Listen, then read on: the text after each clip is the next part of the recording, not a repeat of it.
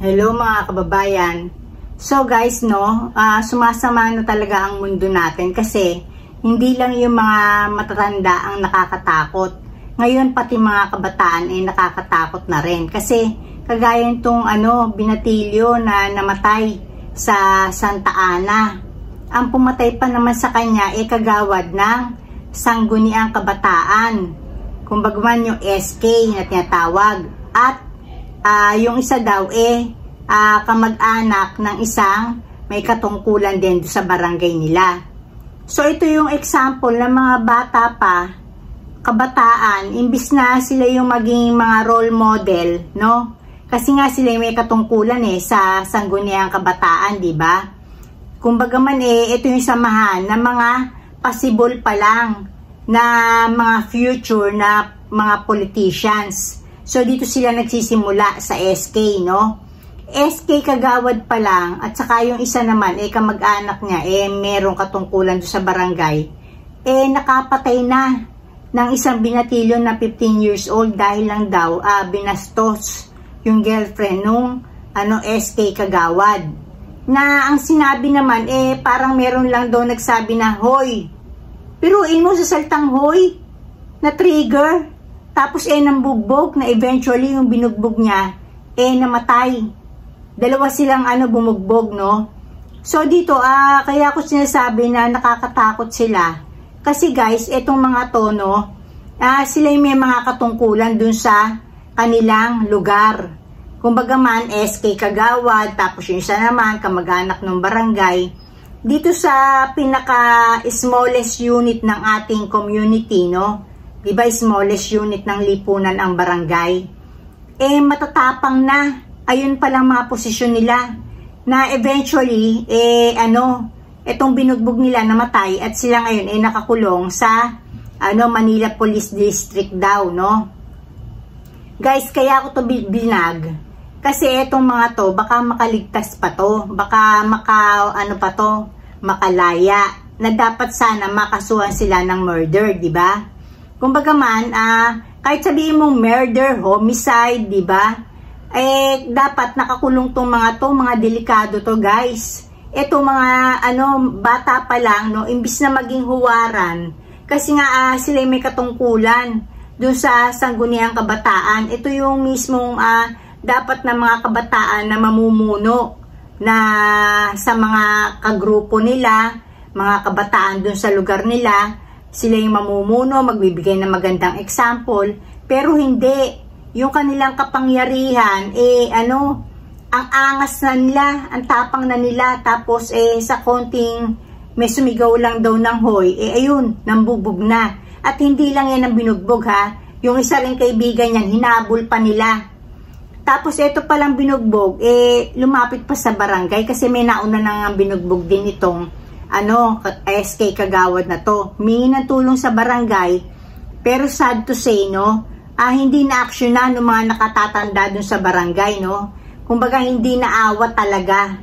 At talagang marami pang tumulong, kinuyog itong bata na to. So dito, kaya ako to blinag kasi, guys, sa totoo lang, dapat itong mga ganitong klase, itong nanay na to, lumalapit sa kay Raffy Tulfo, sa Raffy Tulfo in action.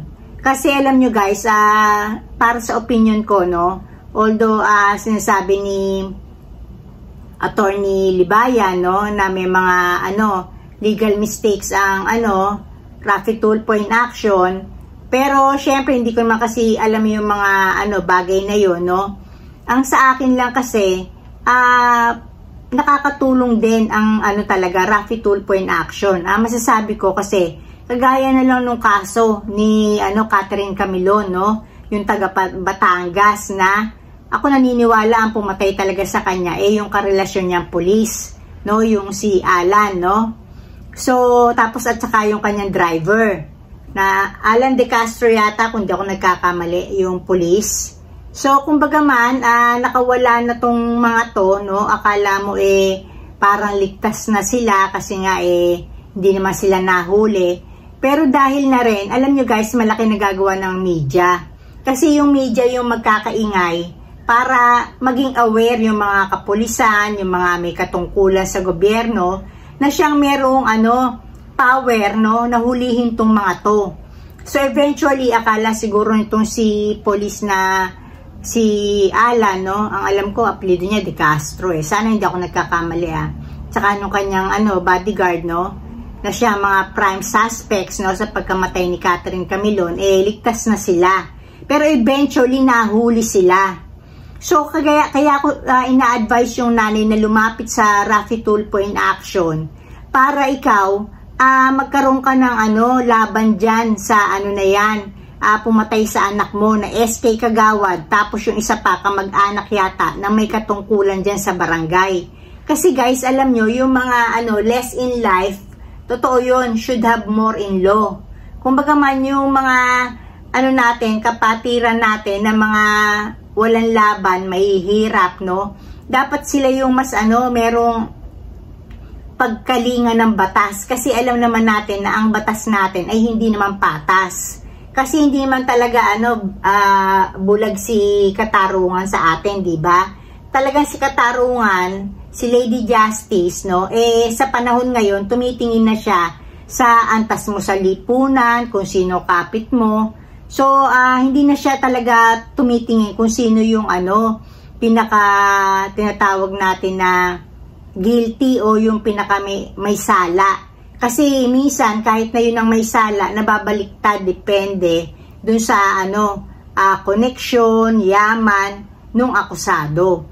So, ina-advise ko, no, itong nanay na lumapit sa Raffy Tulfo in action, no, para mabantayan na wag makatakas, wag makalabas itong naging sanhi ng kamatayan ng anak niya na nabugbog ng walang laban, di ba? Pinagbubugbog, kinuyog dahil lang daw sa sigaw ng hoy.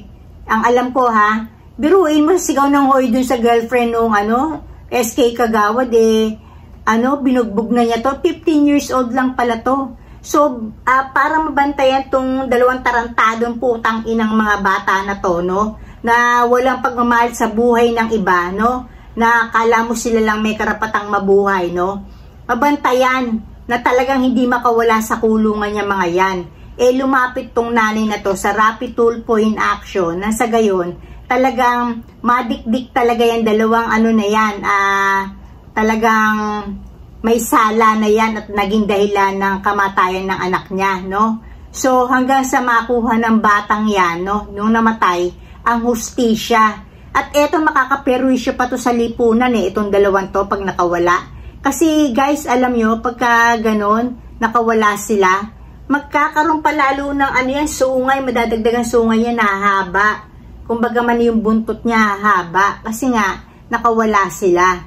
So, sinasabi ko lang, no, na etong mga SK Kagawad na to, imbis na sila yung maging role model, no, may mga umaabuso tulad nitong kaso sa barangay sa May Santa Ana, no. Dapat dito magsimula pa lang, kasi ito yung mga future politicians, kasi magmula sa SK Kagawad mag-a-applyan na barangay Kagawad, barangay captain, council, yun nga, mga councilors, mga kagawad. Tapos hanggang sa eventually mag-a-applyan na kung sino yung medyo sikat-sikat o mabango sa kanila, magiging vice mayor, magiging mayor. So dito pa lang, dapat etong mga tong kabataan to nahuhulma. Sila dapat, ang sa tingin ko malaking bagay yung may Bible study ang mga yan etong mga SK Kagawad na to. Dapat sila may mga sa barangay, di ba, imbis na maghuntahan kayo dyan, yung 1 oras sa 1 linggo mag-Bible study kayo. Nang sa gayon, yung mga mabuhay, yung espiritu ng Diyos sa inyo, na kayo ay maiwasan nyo yung makalaman na kaisipan na lang yung makapatay, makapanakit, mapakitang kayo ay matapang, huwag kayong gagaguhin, at yung wala kayong sinasanto, huwag ganun. Dapat itong mga kabataan na to, no, sana yung mga nakikinig sa mga barangay, no, dapat kayo, meron kayong kahit weekly, 1 oras sa 1 linggo, magkaroon kayo ng Bible study. Nasa gayon, kung ano man yung malademonyo yung kaisipan, kahit paano, pagka kayo nag-Bible study, medyo may hilamusan kayo no? kumbaga man kahit paano paunti-unting sisibol sa inyo ang Espiritu ng Diyos, na sa gayon yung mga kaisipan nyo, actions nyo, magabayan. Dahil eventually, kayo na mamumuno dyan sa mga komunidad nyo. So, ayun lang guys sinasabi ko lang na ang mga ganitong kaso dapat nilalapit sa Rapid Tulfo in Action, lalo na ng mga mahihirap, para mabantayan yung kaso nila at magkaroon sila ng laban sa batas. So, dito na ako guys, and blessings everyone. Bye!